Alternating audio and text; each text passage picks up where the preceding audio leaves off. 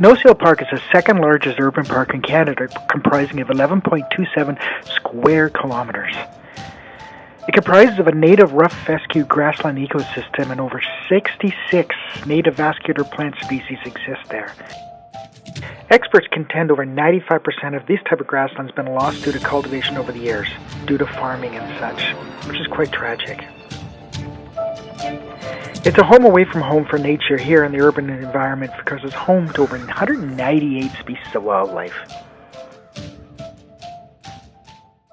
In December 1779, a well-known Hudson's Bay Company trader, Peter Fiddler, commented on how warm it was in December, of 58 degrees Fahrenheit or 14 degrees Celsius.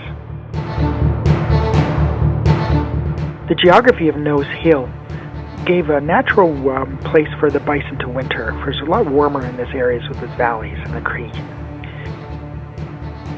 Because of this, it became a popular place for native groups to stay here over the last 1,000 years as well. You can find various teepee rings and native artifacts. It's quite rich in that type of history over the last 1,000 years. Fast forward now to the 1900s when Calgary was developing from a police fort. Nose Hill was a prominent place in a lot of ways that helped Calgary boom.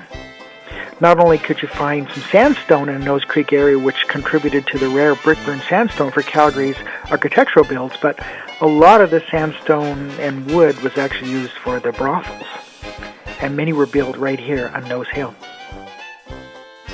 Bordels built around the banks of the creek helped sustain local prostitution trade and further Calgary's growing notoriety as the booze, brothel, and gambling capital of the far western plains.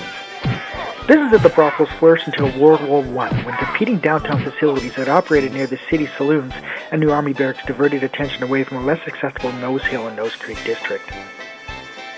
A well-known flamboyant madam named Diamond Dolly was quite the local fixture in the 9th Avenue brothels, seen with her 10 pounds of jewelry and her outlandish outfits and ostrich plumes.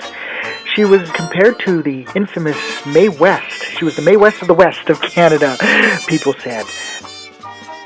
And she was one of the reasons why a lot of the prostitution trade left Nose Hill and Nose Creek.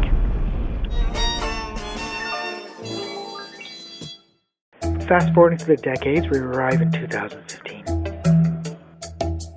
Now Nose Hill and Nose Creek are a popular place for people to walk their dogs, the romantic getaway, hanging out with your family, or just communing in nature inside the city, and not getting out of the city, but getting away from the hustle and bustle of city life.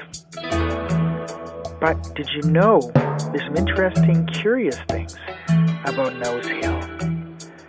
A very popular horror writer wrote about Nose Hill, along with ley lines, druids, pagans, centers of power, and these strange structures that can be found around Nose Hill.